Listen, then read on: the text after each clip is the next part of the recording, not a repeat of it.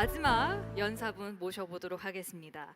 현대 도시에서 공동체 문화를 만들어내는 공공 미술의 역할에 대해서 이야기를 해주실 뉴욕 타임스퀘어 아트 공공미술 프로그램 디렉터 데브라 시몬을 모셔보도록 하겠습니다. Ladies and gentlemen, this time we'll have Director of Public Art Times Square Alliance, Debra Simon. I want to thank the World Culture Open for inviting me today and talk about public art.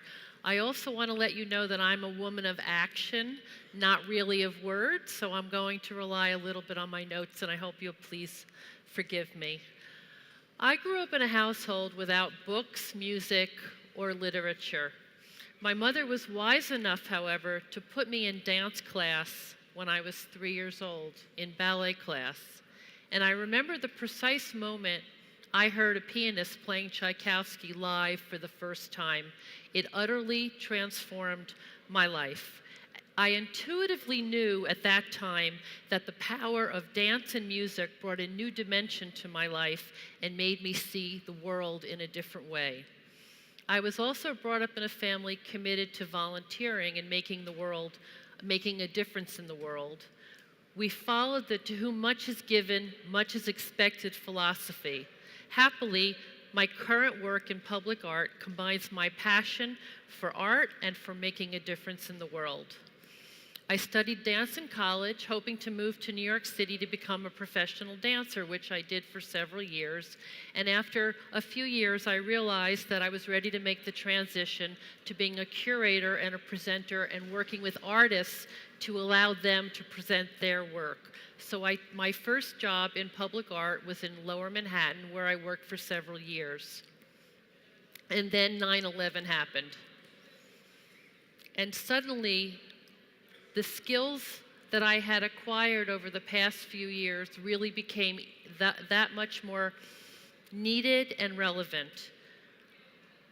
Lower Manhattan had become largely abandoned, and I knew that arts and culture was a powerful way to bring life back to Lower Manhattan. So I and 4 other presenters of art created the River to River Festival. In the summer of 2012, tens of thousands of people came back to Lower Manhattan to experience dance, music, and visual art. What was important for us to convey was not only that it was important to come and enjoy yourself, but it was important to come downtown and spend money to help struggling businesses in Lower Manhattan go through some economic recovery. So the ability to tie art and culture and economic development really became something that came forward in my mind. People understood they had a responsibility to help other people. Gradually, I began to work with artists whose practice included current social issues and relevant contemporary topics such as immigration, climate change, freedom of expression, globalization, and income inequality. I also came to understand the important role that public space plays in communities, and what a powerful platform public spaces to reach people of very diverse backgrounds and hopefully to bring them together. Dr. Felton Earls, a Harvard professor of public health, conducted a 15-year study across neighborhoods in Chicago. He determined that the single important factor differentiating levels of health is collective efficacy, the capacity of people to act together on matters of common interest made an impact on their well-being on individuals and of neighborhoods. Public space creates opportunities for people to come together in creativity and to celebrate culture, and provides a reason for diverse people to meet and be exposed to ideas they're unfamiliar with. In addition, public art that takes art out of museums and out of galleries enables artists to reach audiences they might not ordinarily communicate with, and exposes people to ideas in a very unintimidating way. The River to River Festival continues to this day, attracting tens of thousands of people, and I am really proud of it as my first major public art success. After I left that job, I went to a real estate company and I did public programming for them in 37 venues. We produced over 400 exhibitions and events a year. And one of the most popular things we did, it was an annual event called Canstruction. These sculptures are all made by engineers and architects out of unopened cans of healthy food. And what would happen is we had over 20,000 people come in a week, and we asked everyone to come to donate a can of food. And in addition to being delighted by these wonderful sculptures, we were also able to convey how important engineering and architecture is, and most importantly, that even though we live in a very rich city like New York City, due to income inequality, there are many people who go without food. And so at the end of the exhibition, we donated 75,000 pounds worth of healthy food to people in need right before the American Thanksgiving Day holiday. Now, 7 months ago, I came to Times Square, where there are 350,000 people a day that pass through the public plazas. Times Square is an iconic space that is a must-see tourist destination for the concentration of electronic billboards and is known as the crossroads of the world for the diversity of people that come to visit. We have 3 criteria for what we present in Times Square. It must represent the best of arts and culture, the best of popular culture, and the best of New York City. Our most well-known program, which is on the screen now, is called Midnight Moment, where over 60 of the screens are taken over by an artist every night from 11:57 p.m. to midnight. Every night of the year, we have one artist a month, every month for 12 months. This is an artist, a rising contemporary Chinese artist named Sun Jun, who did a video on time travel. We get about 2.5 million people a year to see Midnight Moment. The mission of Times Square Arts is to collaborate with contemporary artists to experiment and engage with one of the world's most iconic public spaces. This exhibition, called Capitalism Works for Me, was by artist Steve Lambert. And what happened was people would come up to the platform and he would ask them several questions about how their own personal economics and whether or not capitalism in fact worked for them. And I'm kind of happy to report that capitalism lost in Times Square. And I think it really served as a way for people to really question not only the economics of their own personal life, but the economics in their communities, and really think about whether or not capitalism actually really works for them. We have 6 core values by which we decide what we're going to present. It must be collaborative, responsive to place, boundary pushing, conversational, transparent to the public, and socially relevant. This is a picture from a Chinese artist collective called Do the Same Good Deed, where hundreds of people came to Times Square and were given a mop and a bucket, and they collectively, literally washed the streets. It was conceived to show a new kind of socialism for the 21st century. And in the center of capitalism and individualism, they asked the question, when did collective action go away?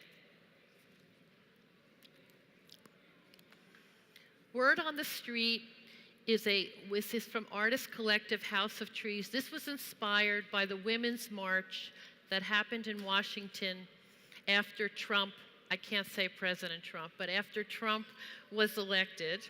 And these were inspired by banners that were carried by women in the march.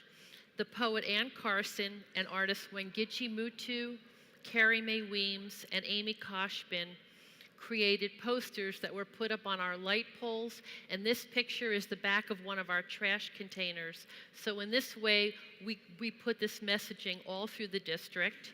And then we even hosted a banner-making project for people. We had over 600 people come, and working with artists, they created their own sayings and made them in felt and put them on banners so that they could wear them to the next protest march.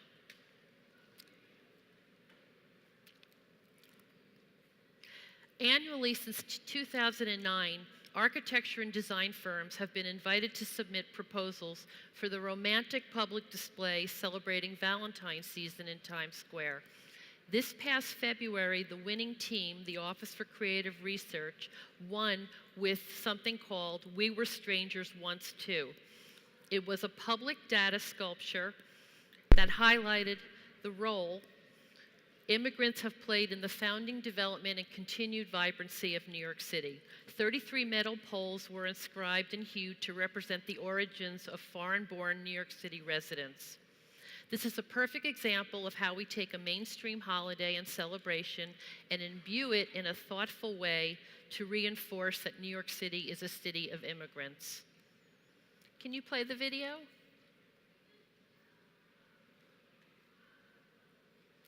Oops, supposed to have some.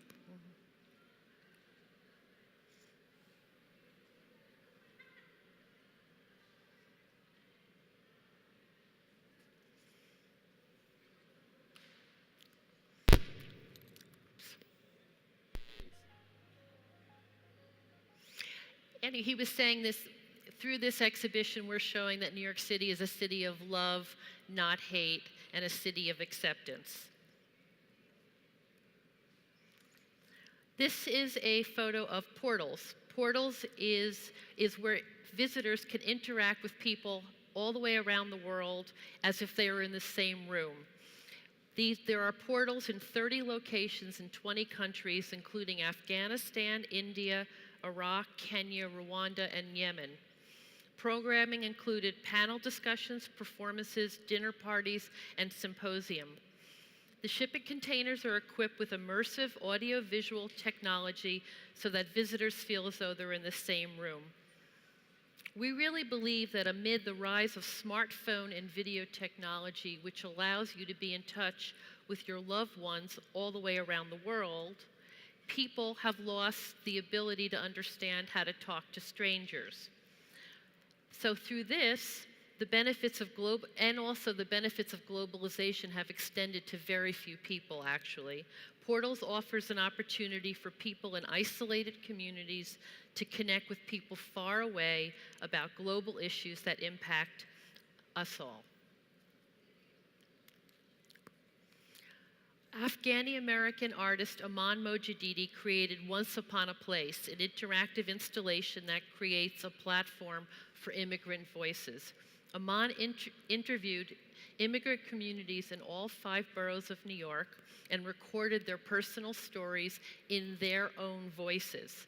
Visitors were invited to go into one of 3 repurposed phone booths, pick up the phone, and they would hear immigrant stories on a loop for 2.5 hours.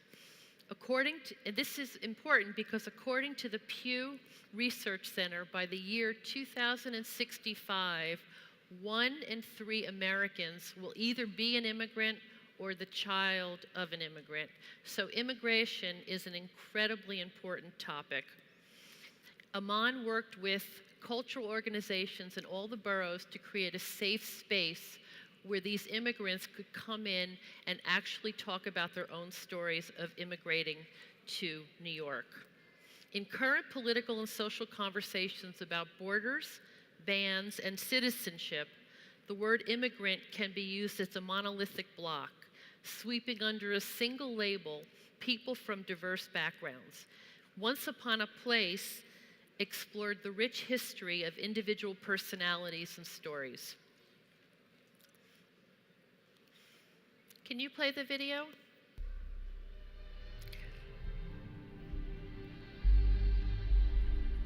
Holocene which featured a totemic-like sculpture filled and drained with 12 tons of water in 45 seconds.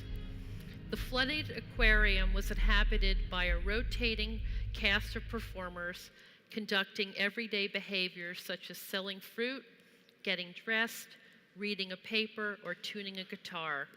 Holocene wove the unraveling story of water, the rising sea levels, melting glaciers, intensifying floods, and droughts into patterns of everyday life. The ebb and flow of water and resulting transfiguration of human behavior offered an elemental portrait of collective myopia, persistence, and for better or for worse, adaptation. Totally by coincidence, on the day that this opened, President Bush pulled out of the Paris Climate Accord.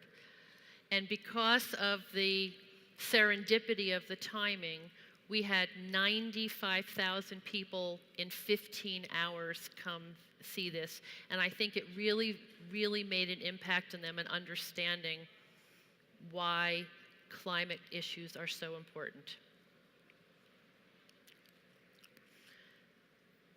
In conclusion, I'd like to just read some of the things that I found and some of the things that I've read about the role that culture can play in people's lives. Culture is a pathway to a more equitable society. It can transform perspective and broaden preconceived notions. Culture can result in deep listening, action, and create a state of compassion. Culture can enlarge the lens in which we see the world, thereby creating a path to understanding in communities. It can build communities by bringing diverse people together. Culture can foster empathy by having people think the world is better for having so many diverse cultures that lead to a broader understanding and acceptance. And this one is something I think about every day when I'm at work. For culture to matter, it must enable people to make meaning in their own lives.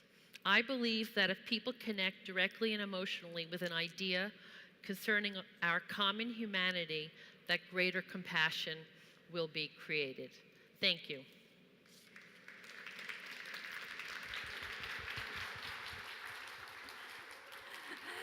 데브라 시몬님에게 여러분 다시 한번 따뜻한 박수 부탁드립니다.